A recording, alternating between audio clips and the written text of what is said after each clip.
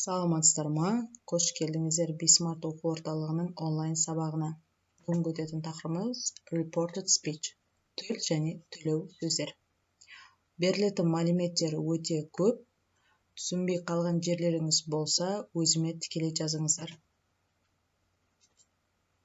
Енді бастайық. Сіздердің парақтарыңызды жоғарыға қарасаңыздар, не бар? Мынандай сөйлемдер бар. Direct speech, indirect speech.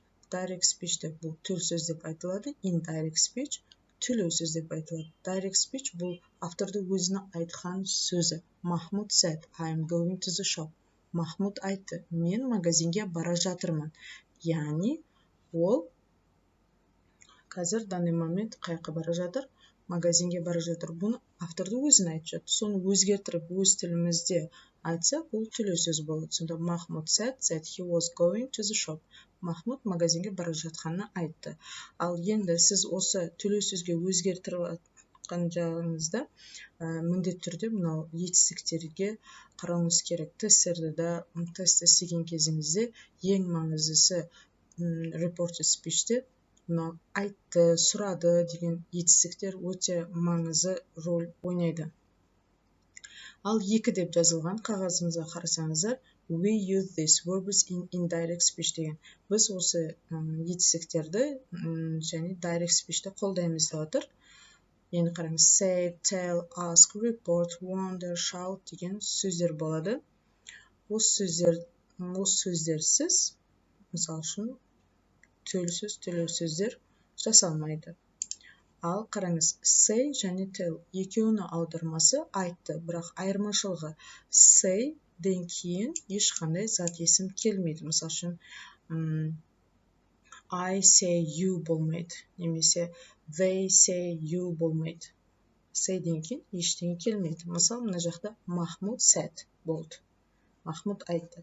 Tellдің аудармасы да айтты, бірақ tellден кейін көбінше зат есім келеді. Мысал үшін, ол маған айтты болса, he told me.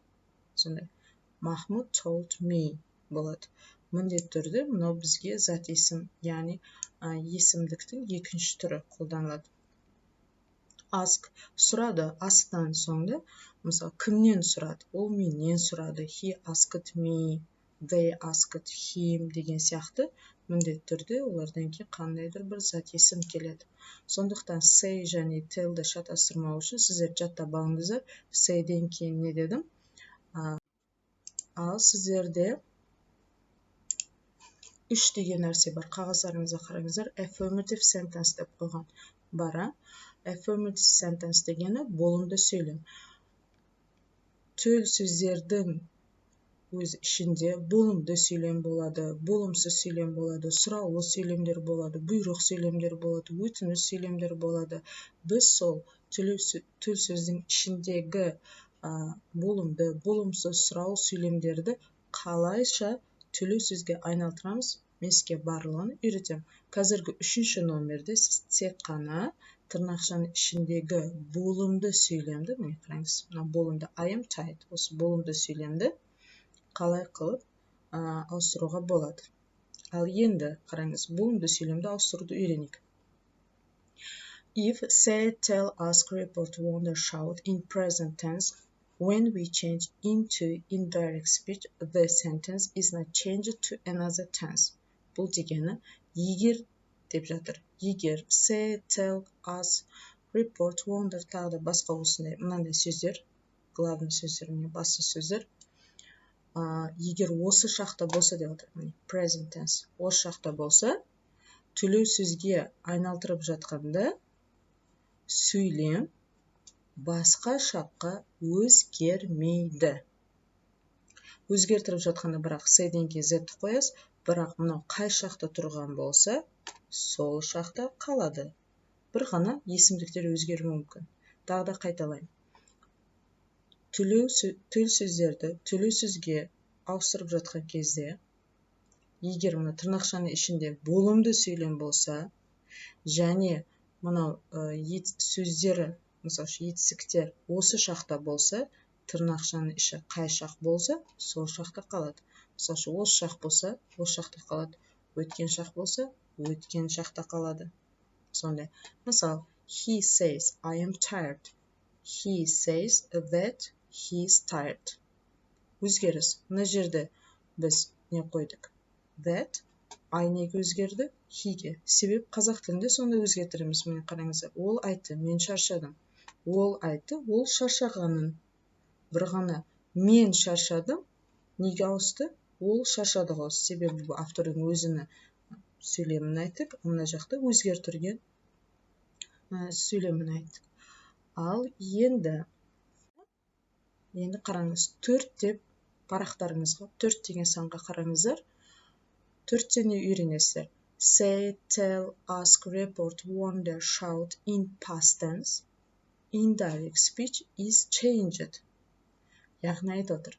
Say, tell, ask, report, wonder, shout сөздері өткен шақта болатын болса, мысалы үшін said, told, asked, reported деп өткен шақта болса, мыналар indirect speech, яғни төлеусіз өзгереді. Қалай өзгереді? Тырнақшаның ішіндегі signal words'тер, яғни уақыт көмекші сөздер өзгереді. Нелер? Pronouns, есімдіктер және шақтар өзгереді. Неше зат өзгереді екен? 3 зат өзгереді. Signal words, pronouns, есімдіктер, tenses, шақтар. Енді мысал ретінде қараңыздар. He said, I went to the USA last year. Ал енді қараңыздар. Мынау тестіде мән беріңізді сөйлегенде said өткен шақта болғаны үшін сіз мына сөйлемдің тырнақшаның ішіндегі барлық сөйлемді өзгертуіңізге тура келеді. Себебі тағы да ережеде айттым. Мынау say, мынау tell, ask, report'тар өткен шақта болса, мынаның іші түгіл өзгереді. Мысал, I went to the USA last year болса, he said that he had gone to the USA the year before. Ол айтты, мен өткен жылы ақшқа бардым. Ол айтты, өткен жылы ақшқа барғанын. Енді өзгерткен жерлерін көретін болсақ, I, heге ауысты, went, had gone ауысты, last year, the year before ауысты. Сонда есімдіктер ауысты, шақтар ауысты, міне етістіктер, және signal words, уақыт көмекші сөздермен ауысты. Көрдіңіз бе? Сондықтан болымды сөйлем немесе басқа бір сөйлемдерді ауыстырып жатқан кезде де сіздер мән беріңіздер. Ауыстырудан алдын мына жерде өткен шақ болса ауыстырыңыз. Егер мына жерде осы шақ болғанда еді, қай шақта болса сол шақта қалады. Ал келіңіз әр біреуіні көрейік. Мысалы үшін signal words қалай ауысады, pronouns қалай ауысады, tenses қалай ауысады, оны әр біреуін жеке түсіндіреміз. Осыны қалай ауыстырдық, біз сізге үйретеміз. Міне қараңыз. 5-те changing of the signal words'тердің ауысуы.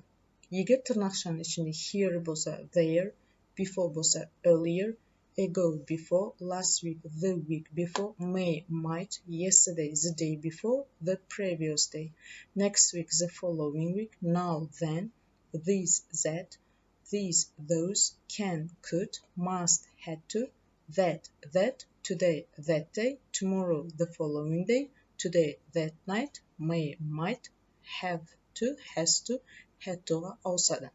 Мынау сарымен берілгендер бұлар тырнақшаның ішінде болады. Егер бағанағы етістіктер, ask, told'тар олар өткен шақта болса, демек, мына сөздерге ауысады. Келесін көретін болсақ, changing of pronouns, есімдіктердің ауысуы. Тырнақшаның ішінде you болса айға ауысады, your болса майға. Немесе we, they, our, their, I, he немесе she'ге ауысады, my, his немесе her'ге ауысады. Ал мысал, he says I am a teacher now. Ол айтты, мен қазір мұғаліммін. He says that he is a teacher now. Ол айтты, ол мұғалім екенін. Енді бұл жерде ауысқаны I неге ауысты? Heге ауысты. Қазақ тілінде де сонда айтамыз, қараңыз. Ол айтты, мен мұғаліммін қазір. Ол айтты, ол мұғалім екенін.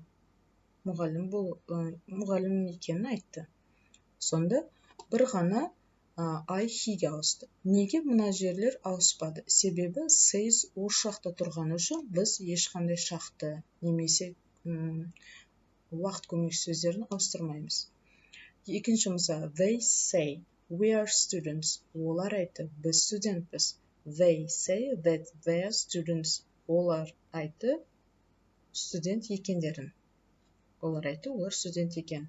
Енді we неге ауысты? They'ге ауысты. Жоғарыда айтқандай. Бұны жаттап аласыз. Парақтарыңызға қарасаңыздар, бұл мысалдар барлығы бар. Ал тағы да парақтарыңызға қараңыздар, 7 деген санға қараңыздар. 7-де changing of tenses, шақтардың өзгеруі. Шақтардың өзгеруді, егер сізде тырнақшаның ішінде present simple болса, past simpleға ауыстырасыз. Past simple, past perfect, future indefinite, future in the past, мысалы үшін will болса, would-ға ауыстырасыз. Present continuous, past continuous, past perfect continuous. Бұны жаттауыңыз керек. Future continuous in past. Present perfect, past perfectінде қалады. Future perfect in past, will, would-ға ауысып. Present perfect continuous, past perfect continuous-ға ауысады. Future perfect continuous in past perfect continuous-те қалады. Бұл өзгерістер тек қана мен айтқанымдай. Егер, мысалы үшін, қашан ауыстырасыз? Signal words, pronouns, тағы да verbsтерді, tenseтерді қашан етістік өткен шақта болса, егер осы шақта болса, сіз шағына тиіспеңіз. Сіздерде мысал берілген 3 мысал, мынандай he says I am translating the text now. Осыны ауыстыруыңыз керек. They tell we went to the cinema yesterday. The teacher said our lesson is over. Енді мән беріңіз. Бұларды түрлі сөзге ауыстырып жатқан кезде, бұл болымды сөйлем болғандықтан мына жаққа z қоясыз, ортасына, дұрыс па? Сосын мән беріңіз. Мына осы шақта болған үшін, мына іші өзгермейді. Осы шақта болған үшін, мына қай шақта болса, сол шақта қалады. Мына қараңыз, өткен шақ болған үшін өзгереді. Мысалы үшін, is неге өзгереді? Was-ға өзгереді. Қолыңыздан келгенше мынаны түрлі сөзге өзгертіріп беріңіз. Паузаны басыңыз, жазаңыз.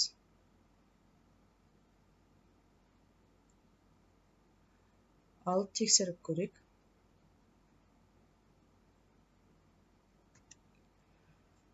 He says that he's translating the text now. Қараңыз, ол айтты, мен тексті аударып жатырмын. Ол айтты, ол тексті аударып жатқанын. Мына жерде бір ғана I неге ауысты? He'ге ауысты, болды. Ал present continuous-та қалды. Неге? Себебі мынау осы шақ. They tell we went to the cinema yesterday. They tell that they went to the cinema yesterday. Олар айтты, біз кеше киноға бардық. Олар айтты, кеше киноға олар барғанын. We, they'ге ауысты. Шақтарды ауыстырмадық. Мына yesterday'ді ауыстырмадық, себебі tell осы шақта тұр. The teacher said our lesson is over. The teacher said that their lesson was over. Мұғалім айтты, біздің сабақ бітті. Мұғалім айтты, олардың сабақ біткенін. Our бір ғана their'ге ауысты, одан кейін is, was-ға ауысты. Неге? Себебі мынау say-дің өткен шағы said кеп тұр. Тағы да қайталайын. Осылар, мынау етістіктер маңызы өте маңызы, мынау өткен шақ болғанда, мынаны іші өзгереді. Ал 8 қағаздарыңызда 8 деген санға мән беріңіздер. General question деп қойған. General question дегені жалпы сұрақтар. Жалпы сұрақ, егер тырнақшаның ішінде жалпы сұрақ болатын болса, олар қалай ауысады? Жалпы сұрақ дегенде сіздер нені түсініңіздер? Бұл өзі көмекші етістіктерді, шақтардың өзінен жасалған сұраулы сөйлемдер. Мысалы, present simple-дің сұраулы сөйлемі қалай болады? Мысалы, present perfect-дің сұраулы сөйлемі қалай болады? Шақтардың өзінің сұраулы сөйлемдерден жасалған сұрақ сөйлемдер болса, олар қалай өзгереді? Ал енді қараңыздар. Мысал, he asked, have you seen him? Мынау жалпы сұрақ. Себебі present perfect пен жасалып тұр. Ал енді осыны ауыстыру үшін біз неге мән береміз? Мынау asked. Asked өткен шақта болғаны үшін біз мына ішіндегі шақ, мысал үшін present perfect болса, present perfect неге ауысады дедім? Оны жаттауымыз керек еді. Past perfect ауысады. Ал қалай мына жақта if келді? Жалпы сұрақтар мына формула бойынша ауыстырасыз. Мына ask келеді, сұрады. Ask'тан кейін if немесе whether сөзін қойып, одан кейін сразу зат есім, одан кейін етістік келеді. Міне, he asked, have you seen him? He asked if I had seen him. Ол сұрады, сен оны көрдің бе? Ол сұрады, мен оны көргенімді. Енді мән беріңіз, формула бойынша мен ауыстырдым. He asked'ті қойдым, одан соң if'ті қойдым, міне, present perfect, if'тен кейін міне subject, міне, зат есімді қойдым, you айға ауысты. Себебі кімнен сұрады? Менен сұрады. Present perfect қоя салдым мына етістікті. Демек, міне ask'тан кейін if келді, одан кейін міне зат есім қойдым, present perfect'ті past perfect'ке ауыстырдым.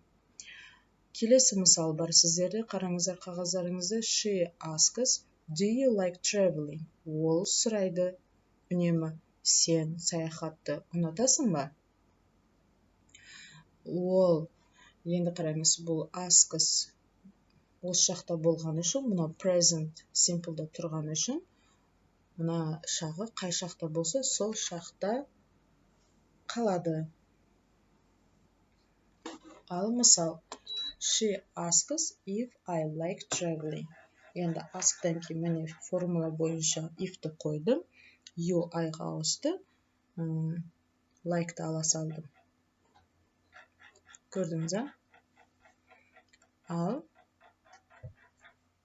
енді келесі сізде мысалдар бар. 5 мысал. Сіздер осы мысалдарды формулаға қойып, төлеу сөзге ауыстыруға әрекет қылыңыздар. Біреуге көмектесем, бірақ паузаны басуды ұмытпаңыз. She wondered, did you see the film? Ол сұрады, саған фильм ұнады ма? Ал енді қараңыз, wondered өткен шақ болған үшін, мен мына тырнақшаны бүкіл бәрін ауыстырам. Мысал үшін, past simple болса, past perfect ауыстырам, формула бойынша ортасына if қоям, дұрыс па? Одан кейін зат есім алам, ол сұрады, сен фильмді ұнаттың ба? Ол сұрады, мен болады. Мен фильмді ұнатқанымды. Ұнаттым ба, жоқ па деп. Ал, міне, she wondered if I had seen the film. Wondered'тан соң if қойдым, you айға ауысты, past simple, past perfect ауысты, болды. Себебі сіздерде мына етістік өткен шақта келген үшін, сіз мына тырнақшаның ішіндегі сөйлемді бір шақ артқа ауыстыруыңызға тура келеді. Егер осы шақта тұрғанда еді, мына past simple ма, past simple'да қалар еді. Ал енді келесіні өздеріңіз істеп көріңіздер, паузаны басып, формула бойынша өзгертуге әрекет қылыңыздар. Мыналарды, шақтарды қалай өзгертіру керектігі сіздерде бар. Қарап өзгертіріп көріңіздер.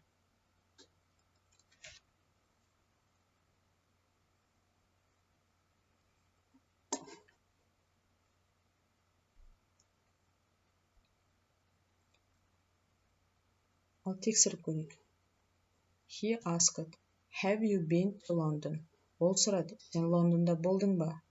She asked if I had been to England. Ол сұрады, мен Лондонда болғанымды. Ал, қараңыз, өзгертірудің себебі қалай болды? Ask'тан кейін if қойдық формула бойынша, одан кейін зат есім қоюымыз керек еді. Кімнен сұрады? Менен сұрады. Сондықтан мына жаққа мен болады. Present perfect, past perfect өзгерді. Неге? Себебі мына жақта өткен шақ тұр. Келесі. He wonders, do you like Coca-Cola? Ол үнемі сұрайды, сен коланы ұнатасың ба? She wonders if I like Coca-Cola. Ол менен Coca-Cola ұнататынымды сұрайды. Ал енді қараңыз, кімнен сұрап жатыр? You деп отыр, менен. Сондықтан wonders'тан соң if қойды, you айғы ауысты. Мына жаққа like қойғаным себебі, мынау present simple болған үшін, present simple мына жаққа етістік болып келу керек, соны қойдым. Себебі wonders осы жақта болған үшін, мынаның ішіндегі шаққа тиіспедім. Present simple ма? Present simple болымды сөйлем болып өтеді. Міне зат есім, одан соң етістік қоюым керек еді. Қай жақта қоюым керек? Present simple тұр ма? Present simple'дің болымдысыны етістігіне қоя салдым. They asked, they your sheep? Олар сұрады. Олар сенің қойың ба? Ал енді қараңыз. They asked if they were my sheep. Олар сұрады, олар менің қойым ба деп.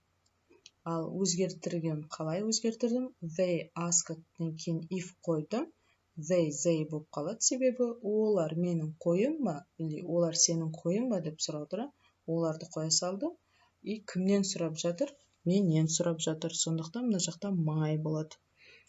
V-ге өзгертіргенім себебі A-ның өткен шағы V болады, себебі бір шақ артқа кетуіміз керек. Но asked өткен шақты болған үшін шақты мен өзгертірдім.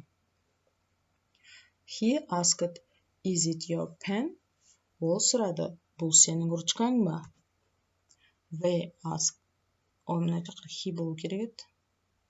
He asked if it was my pen. Ол сұрады, бұл менің ручкам ба деп. Ручкам екенін сұрады. Ал енді мына жерде екен дегеннің аудармасы. Мына asked өткен шақта болған үшін is was-ға ауысты. Asked-тан кейін if-ті қойдық, it мына жаққа келді. Is-дің өткен шағы was, your my-ға ауысты. Сонда сізде мына жақта формула бойынша етістік және есімдік өзгерді. Ал келесі, қараңыздар, 9 деген санға қарасаңыздар, special question берілген. Special question бұл арнайы сұрақтар. Арнайы сұрақтарды қалай ауыстыруға болады? Егер тырнақшаның ішінде арнайы сұрақтар болса, біз оны төлеу сөзге қалай ауыстырамыз? Арнайы сұрақтар дегені, мысалы үшін who, why, where, what, қашан, кім, қалай, қай кезде, қаншадан бері деген сұрақтармен басталатын сұраулы сөйлемдер, ол special question деп айтылады. Егер сіз тырнақшаның ішінде special question'ды көрсеңіз, мына формула бойынша ауыстырасыз. Ол қандай формула? Бірінші зат есім келеді, say келеді. Бұл жерде енді say емес, сұрағаннан кейін ask келеді бұл жерде. Ask, одан кейін сұрақ сөзді қоя саласыз өзгертіргенде, сосын болымды сөйлем қылып өзгертіре саласыз. Мына зат есім етістік. Бір мысал қараңыз. She asked, what are you doing? Ол сұрады, сен не істеп жатырсың? She asked what I was doing. Формула бойынша жазылған мына. Енді қараңыз. Asked өткен шақ болған үшін мынаның ішінде бәрі өзгеру керек. Өзгеретін бізде тек қана шақ present continuous ауысқан past continuous'ке. Сосын есімдік you айға ауысқан, себебі кімнен сұрап жатыр? Менен сұрап жатыр. Ол менен не істеп жатқанымды сұрады. Формула бойынша міне ask қойдық. Одан кейін мынау арнайы сұрақты қоюымыз керек еді. Міне what-ты қоя салдым. Одан кейін зат есім бұл жерде you айға ауысты. Және етістік қоюымыз керек еді. Етістік мынау present continuous, past continuous қылып ауыстыра салдық. Келесі мысалда қарасаңыз, сіздерде бар. She asked what time is it? She asked what time it was болады. Бұны қалай ауыстырдым? Asked өткен шақ болған үшін is-дің өткен шағы was болады. Сөйтіп ауыстырдық. Енді формула бойынша asked-тан кейін міне what келді. Сосын зат есім келді. Міне мынау it. Мынау зат есім what time бір сұрақ қой. Сосын it-ті қойдық. Себебі зат есім келу керек еді. Одан соң етістік келеді міне. Формула бойынша әдемілеп міне орнына қойдық. Ал келесі сізде мынандай жаттығу берілген. Special question'ды төлеу сөзге indirect speech'ке қалай ауыстырасыз? паузаны басасыз. Қазір формула бойынша, түсіндіргенім бойынша, мынау 5 сөйлемді өзгертіріп беруіміз керек. Біреуіне көмектесем. I asked, where have you been? Мен сұрадым, сен қайда болғансың? I asked where I had been. Бұл жерде I had been болмайды. Енді бұл жерде біраз аудармасына сәйкес келмегендіктен біз бұл жерге келіңіз he деп қоя салайық. Сонда әдемі аударылады. Мен сұрадым, сен қайда болдың? Мен сұрадым, ол қайда болған?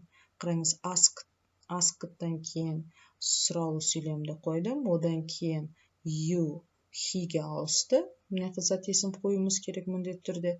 Present perfect, past perfect ауысты. Демек, осы формула бойынша осыған ұқсатып, орнына қоюымыз керек. Ask'тан кейін сразу не келеді? Мынау сұрақ сөздер келеді, одан соң зат есім келеді, сосын етістік келеді. Сіздер мынаны ішіндегі шақтарды ауысқаны неге байланысты? Мынау өткен шақ па, шақ па, соған байланысты. Қазір паузаны басып, қалған сөйлемдерді өзіңіз істеуіңіз керек. Ал көрейік. Бастаңыз.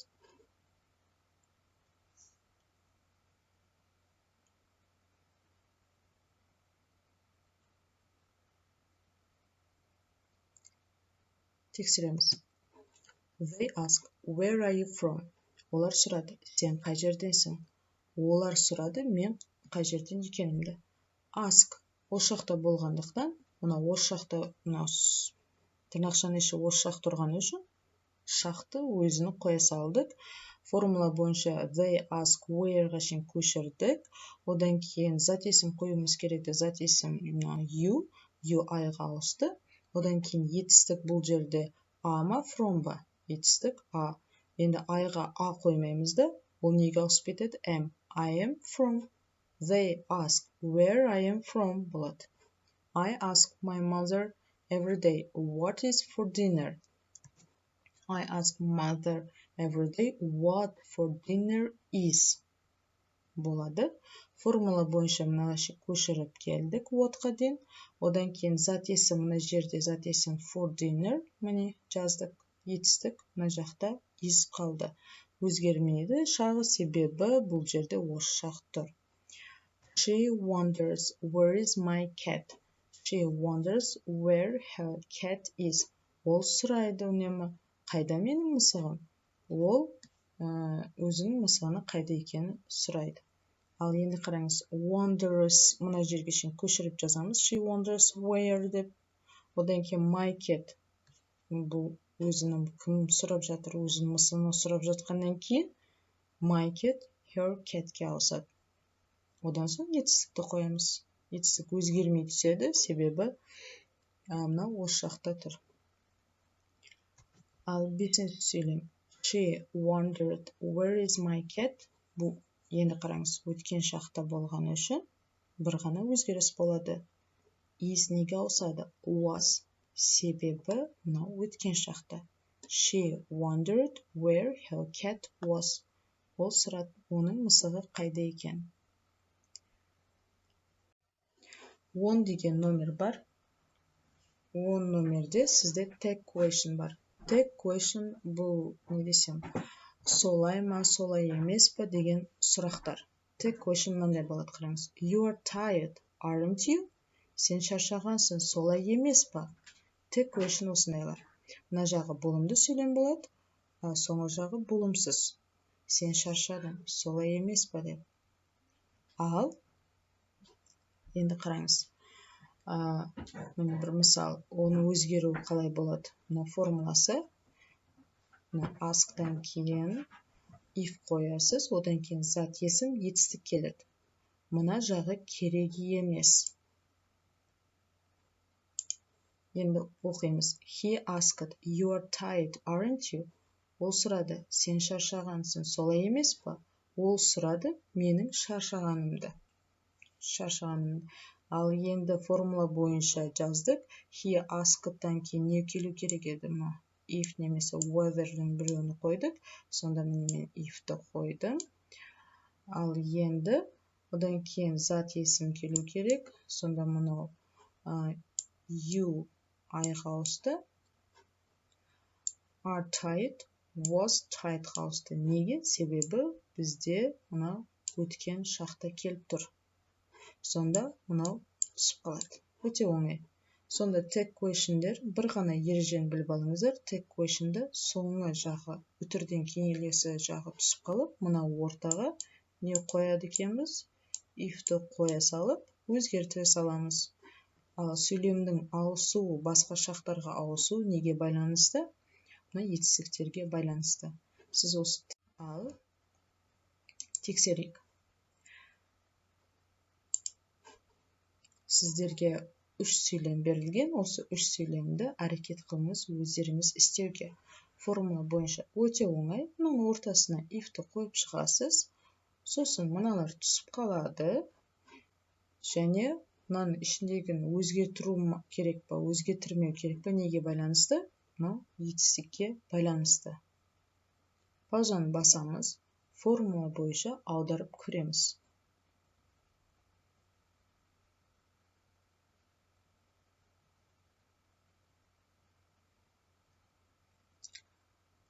Ал тексерейік. He asked, you have been to England, haven't you? He asked if I had been to England. Ол сұрады, сен Англияда болғансың, солай емес па? Ол сұрады, мен Англияда болғанымды. Міне. Сонда if қойдық. Asked өткен шақта болған үшін present perfect, past perfect ауысты. Ал мына жағы түсіп қалды.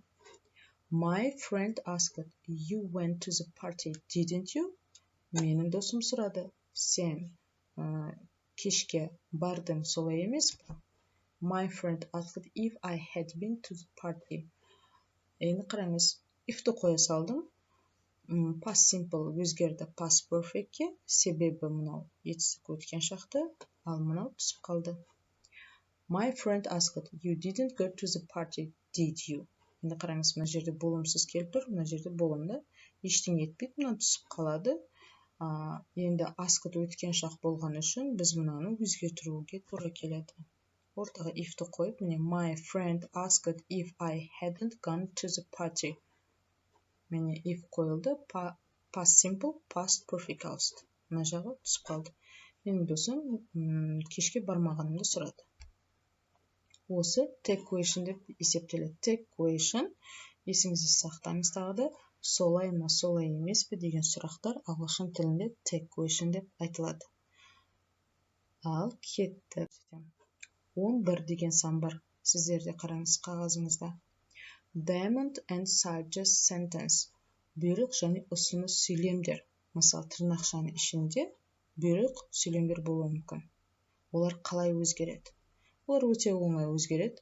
Көшіресіз мына жаққа шейін, ол айтты деген үшін көшіресіз. Тырнақшаның ішіндегі мына сөйлем болады, соны to мен қоса саласыз. Міне қараңыз. My mother told me do homework. Анам айтты, үй тапсырмаңды орында. My mother told me to do the homework. Мына жақты көрдіңіз ба? Do homework'ты ортасында не келді? Ал сіздерде сөйлемдер бар. Осы сөйлемдерді формула бойынша қоясыз. Айтылған бойынша бұйрық және өтініш сөйлемдер өте оңай. Мына ортасына to қоя саласыз, болды. Мысалы үшін өтініш сөйлемдер. May I come in? Мына жерде модаль етістіктер болатын болса түсіп қалады. Модаль етістіктен зат есім түсіп қалады. Орнына to қоясыз. Can you да түсіп қалады, оны да орнына to қоясыз. Жақсылап қараңыз, формула бойынша істейтін болсақ, міне бірге істейік онда. The teacher shouted, be quiet, students. The teacher shouted to be quiet. Қараңыз, shout қойдым, міне ортаға to-ны қоя салдым, болды. Ал енді екіншісі, the student asked, may I come in? Студент сұрады, кіруге бола ма деп. Студент сұрады, мен кіруімге бола ма? Ал оны өзгертірген түрі, міне қараңыз. The student asked to come in. Сонда мынау түсіп қалды. May I. Тағы да қайталайын. Модаль етістіктер келетін болса, модаль етістіктер, сонда мынау may, can дер түсіп қалады. Қасындағы зат есім түсіп қалады. Орныға міне to қойылады. Anna asked, can you help me, Tom? Анна сұрады. Том, маған көмектесе аласың ба? Енді қараңыз. Anna asked Tom to help her. Анна Томдан оған көмектесуін сұрады. Қазақ тілі қалай болса, ағылшын тілде сондай өзгереді. Мынау can you түсіп қалып, орнына to қойылды. Help'ты жаздық. Me кім сұрап жатыр көмекті? Анна сұрап жатқандықтан her болды. Осындай. Паузаны басып, сіздер көшіріп алыңыздар. Сіздерде бар. Ал енді бұйрық сөйлемдердің болымсыз түрі де болады. Даимат негатив деген сіздерде бар, жасап қараңыздар. Олар қалай өзгереді? Формула not to мен өзгереді. Not to. Өте оңай қараңыз. I said to the child, don't cry. I told to the child not to cry. Сонда мынау don't неге өзгерді? Not to'ға өзгерді. Сондай мына бұйрық болымсыз сөйлемдер болса, don't-ты көрсеңіз, неге ауыстырасыз? Not to-ға ауыстырасыз. Өте оңай қараңыз. My father told, don't go out in the evening. Сонда мына don't-ты неге ауыстырамыз? Not to-ға ауыстырамыз, болды. Ал мына шақтар деген нәрселер ешқандай қатысы жоқ бұл жерге. My father told not to go out in the evening. Осымен сабағымыз бітті. Егер direct speech-тен сұрақтарыңыз болса, түсінбеген болсаңыз, мен өзіме жазыңыз, мен сізге жеке түсіндіремін. Аман сау болыңыздар, кездескенше.